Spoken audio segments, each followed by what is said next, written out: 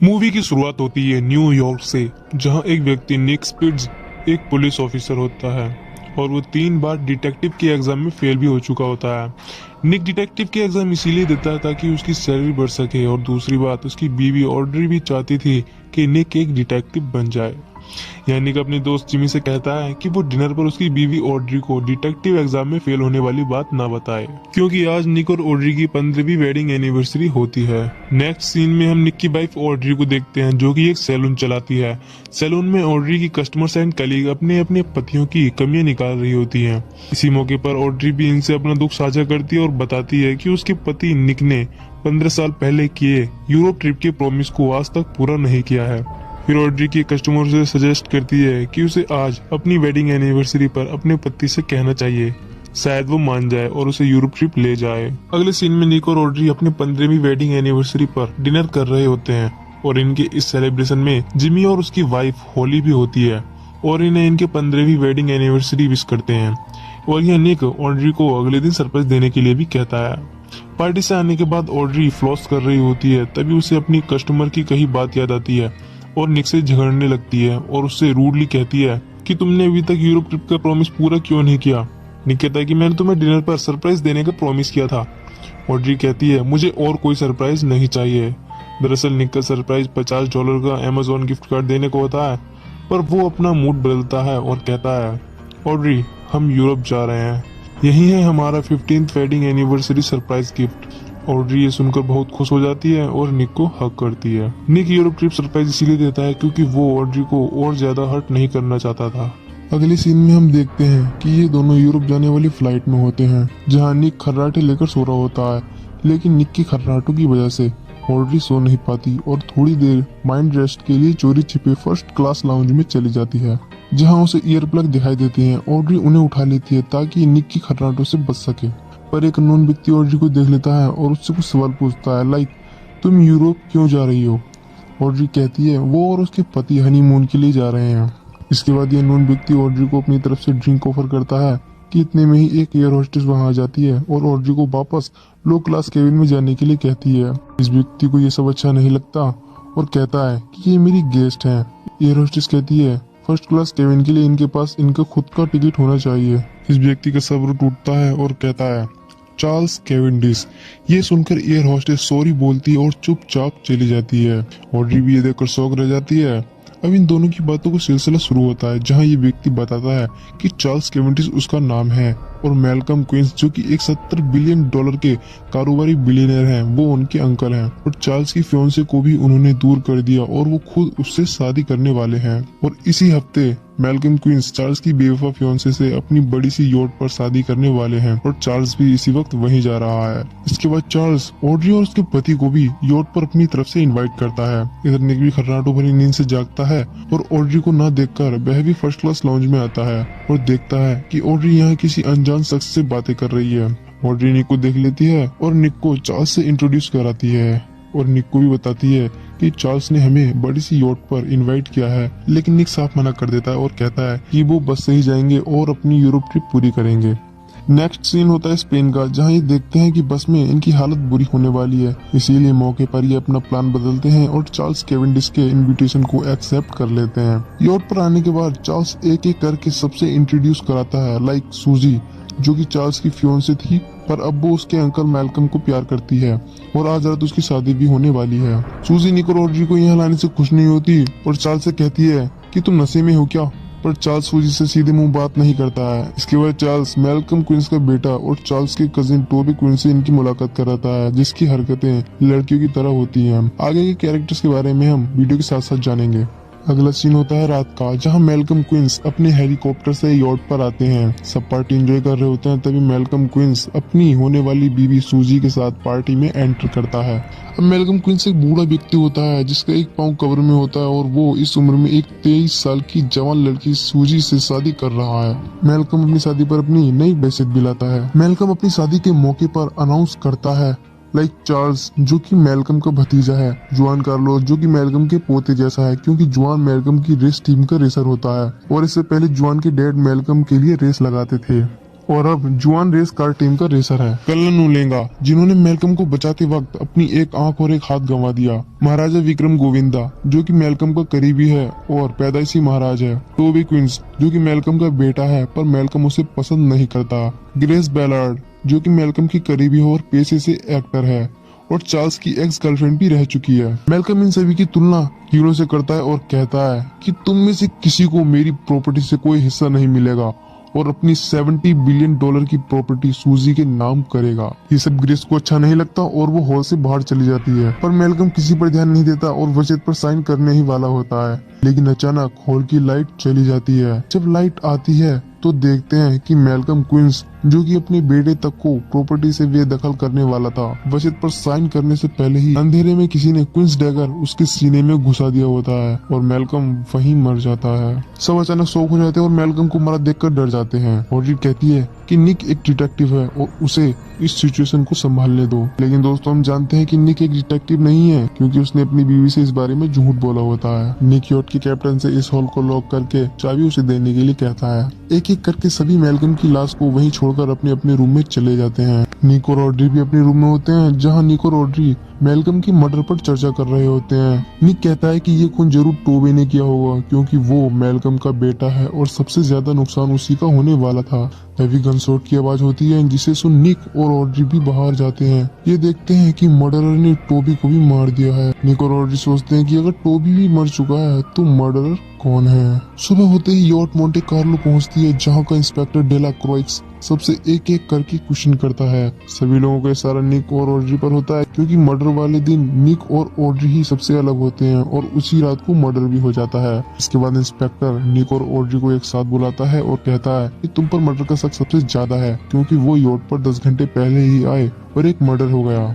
निक कहता है कि ये बस एक कोइंसिडेंस है, हमने मेलकम क्विंस को नहीं मारा, हमारा यकीन करो। इसके बाद इंस्पेक्टर ऑड्री को बाहर भेजता है और निक से अकेले में बात करता है और कहता है कि मुझे तुम पर यकीन नहीं है, क्योंकि तुम एक झूठे हो, क्योंकि तुमने अपनी बीवी से झूठ बोला है कि तुम एक डिटेक्टिव हो। मुझे तुम्हारे बारे में सब पता है, तुम 3 बार डिटेक्टिव एग्जाम में फेल भी हो चुके हो। इसके बाद इंस्पेक्टर इनके पासपोर्ट को भी अपने पास रख लेता है। अगले सीन में हम देखते हैं कि निक और ऑड्री भी उस फॉर्मूला कार रेसिंग को देखने के लिए जाते हैं, जिसमें जुआन कार्लोस की टीम भी हिस्सा लेती है। निक और ऑड्री रेस देखने पहुंचे चार्ल्स, सूजी, कॉलन एंड विक्रम से अपने तरीके से पूछताछ करने लगते हैं, जहां उन्हें पता लगता है कि प्रॉपर्टी यहाँ के कानून के हिसाब से सभी करीबी लोगों में बराबर बढ़ती, जैसे कर्नल और मेलकम का ख्याल रखने वाले इस सोवियत बॉडीगार्ड को भी। सीन चेंज होता है, जहां हम देखते हैं कि निक और ऑड्री रूम में होते हैं। तभी कोई इनके दरवाजे को नॉक करता है और दरवाजे के नीचे से एक नोट फेंक कर चला जाता है। निक नोट को उठाता है, जिसमें लिखा होता है कि उन्हें रूम 802 में आना है। ऑड्री कहती है कि हमें रूम 802 में जाना चाहिए, लेकिन निक मना करता है और कहता है कि ये एक ट्रैप हो सकता है, लेकिन ऑड्री अकेली ही जाने लगती है। फिर निक को मजबूरन सेफ्टी के लिए एक लैंप उठाना पड़ता है और ऑड्री के पीछे पीछे जाने लगता है। रूम 802 में जैसे ही एंटर होते हैं, सरगाई पीछे से इन्हें गन पॉइंट पर लेता है और बैठने के लिए कहता है। निक कहता है कि तुमने हमें यहाँ क्यों बुलाया। सरगाई कहता है कि मैं तुम्हें कुछ बताना चाहता हूँ। ऑड्री कहती है कर्नल के बारे में। सरगाई कहता है हाँ, और बताता है कि जब 1994 में कर्नल ने मेलकम को एक बम धमाके से बचाया था, जिसमें कर्नल की एक आंख और हाथ जल जाते हैं और कर्नल 9 महीने के लिए कोमा में भी चले जाते हैं। और जब वो 9 महीने बाद होश में आते हैं तो देखते हैं कि उन्होंने अपनी फियोन्से को गंवा दिया था। दरअसल मेलकम ने कर्नल के कोमा में रहने के दौरान उसकी फियोन्से मैडेलिन से शादी कर ली होती है और इस बीच उन्हें एक लड़का भी होता है जो मरा हुआ होता है। और कर्नल जब भी शराब के नशे में होते थे,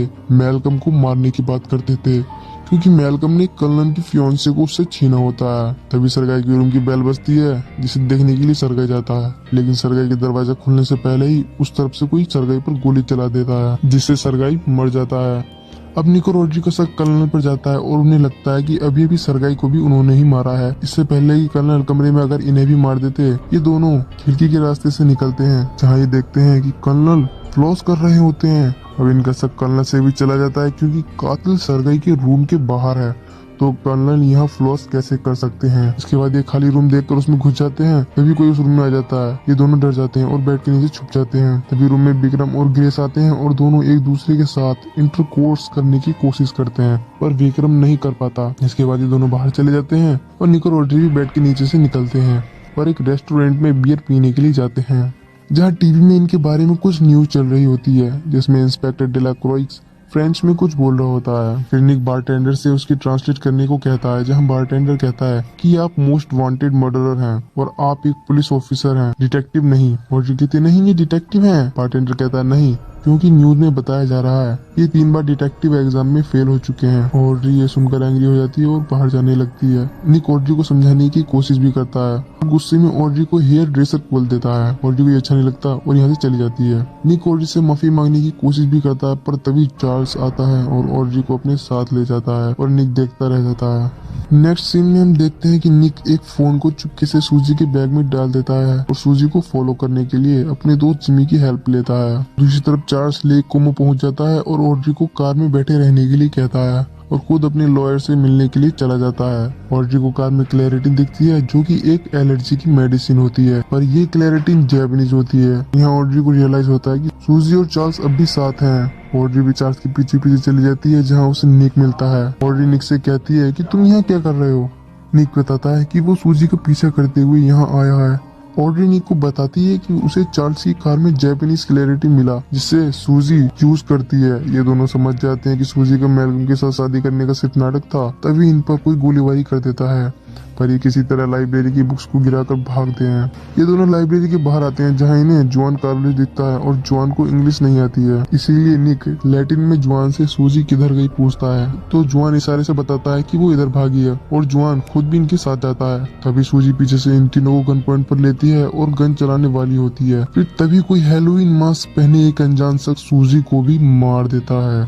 जुआन और निक हैलोवीन मास्क वाले अननोन पर्सन का पीछा करते हैं। पीछा करते हुए निक गिर जाता है और वो अननोन पर्सन निक को भी जहरीली डॉट से मारने वाला होता है, लेकिन इससे पहले निक एक प्लेट से उसके सर पर मारता है, जिसके बाद वो अननोन पर्सन भाग जाता है।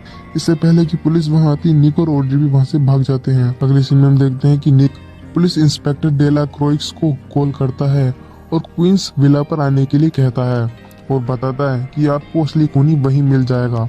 ये दोनों क्वींस विला जाते हैं क्योंकि चार्ल्स वहीं पर होता है और अब इन्हें चारों कत्ल का शक चार्ल्स पर होता है। जैसे ही निक दरवाजा खोलता है तो देखता है कि चार्ल्स के मुंह से झाग निकल रहे होते हैं और वो भी मर चुका होता है।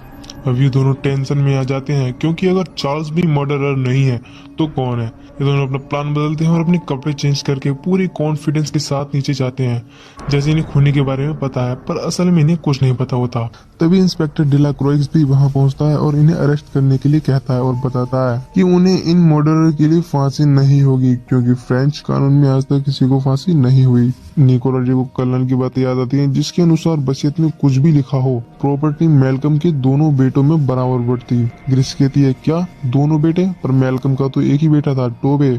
निक कहता नहीं, उनका दूसरा बेटा भी था जो मेडेलिन से हुआ था। कर्नल कहता है कि वो तो जन्म के वक्त ही मर गया था। निक कहता है कि नहीं, मैंने अपने पार्टनर जिमी से पता किया तो पता चला कि मेडेलिन का डेथ सर्टिफिकेट है, पर उस लड़के का नहीं, क्योंकि वो कोई लड़का नहीं बल्कि मेडेलिन ने एक लड़की को जन्म दिया था। पर मैल्कम को उसका वंश आगे बढ़ाने के लिए एक लड़का चाहिए था, इसीलिए मैल्कम ने उसे छोड़ दिया और सबको बताया कि उसका लड़का मर चुका है और अब वो लड़की ही उस प्रॉपर्टी की असली वारिस है। विक्रम कहता है कि अगर वो जिंदा है तो जरूर उसने नाम बदल लिया होगा। फिर ऑड्री का ध्यान ग्रेस बैलर्ड पर जाता है, क्योंकि उसने ही अपना सरनेम बटलर से बैलर्ड किया था और बटलर का फ्रांसिस ट्रांसलेट होता है लेबोथलियर, और लेबोथलियर मेडेलिन का सरनेम होता है जो कि मैल्कम की बीवी थी।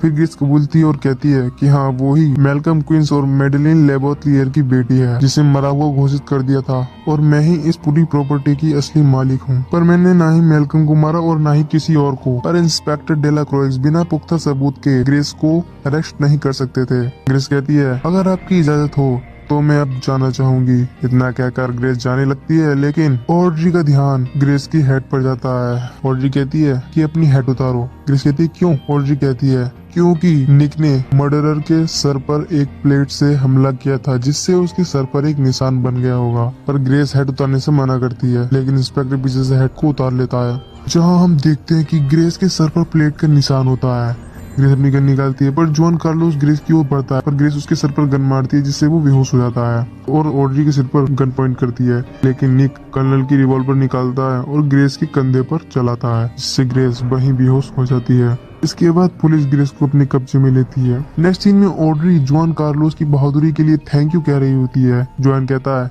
डे नडा सेनोरा, इतना कहकर जुआन जाने लगता है। तभी विक्रम निक से क्वेश्चन करता है और कहता है कि ग्रेस सरगई को कैसे मार सकती है, क्योंकि ग्रेस और मैं सेक्स करने के 1 घंटे पहले तक साथ थे। तभी ऑड्री का ध्यान जुआन कार्लोस की कही बात पर जाता है, टे नडा सेनोरा, जिसका इंग्लिश ट्रांसलेट होता है योर वेलकम लेडी, और उसने इस बार इसकी इंग्लिश का सही जवाब दिया होता है। इंस्पेक्टर डेला क्रोच भी इस बात पर ध्यान देते हैं और भाग कर जाते हैं और जुआन को गिरा देते हैं। पर जुआन इंस्पेक्टर को पंच मारता है और उसकी गन छीनकर सिर पर गन पॉइंट करता है और सभी को बताता है कि सारा प्लान उसका है। ग्रेस तो बस एक मोहरा थी। निक पूछता है कि तुमने ऐसा क्यों किया, जहां जॉन बताता है कि उसके डैड मैल्कम के लिए रेस लगा देते, पर मैल्कम की सेफ्टी एंगल नजरअंदाज करने की वजह से उनके दोनों पैर चले गए और इसी का बदला जुआन ने सबसे लिया। इसके बाद जुआन इंस्पेक्टर को कार में बैठाता है और भागने लगता है। निक और ऑड्री को भी एक फरारी दिखती है जिसमें बैठकर दोनों जुआन का पीछा करने लगते हैं। ऑड्री कार की स्पीड फास्ट करती है और जुआन की कार को हिट कर देती है, जिसकी वजह से जुआन की कार का एक्सीडेंट हो जाता है। इसके बाद निक इंस्पेक्टर को कार से सही सलामत बाहर निकालता है, पर जुआन निक को पंच मारता है और गन पॉइंट पर लेकर कहता है, अगर तुम यहाँ नहीं आते तो तुम मारे नहीं जाते और ना ही मैं पकड़ा जाता। इससे पहले कि जुआन गन चलाता, वहीं टूरिस्ट बस जिसे हमने शुरू में देखा था जुआन को हिट कर देती है, इससे जुआन की मौत हो जाती है। नेक्स्ट सीन में हम इंस्पेक्टर डेला क्रोइस को इनका शुक्रिया करते देखते हैं, जहां इंस्पेक्टर गवर्नमेंट की तरफ से नया यूरोप ट्रिप ऑफर करते हैं। इसके बाद ये दोनों एक ट्रेन में बैठे होते हैं जहां ये अपनी ट्रिप को एंजॉय कर रहे होते हैं और मूवी यहीं पर खत्म हो जाती है।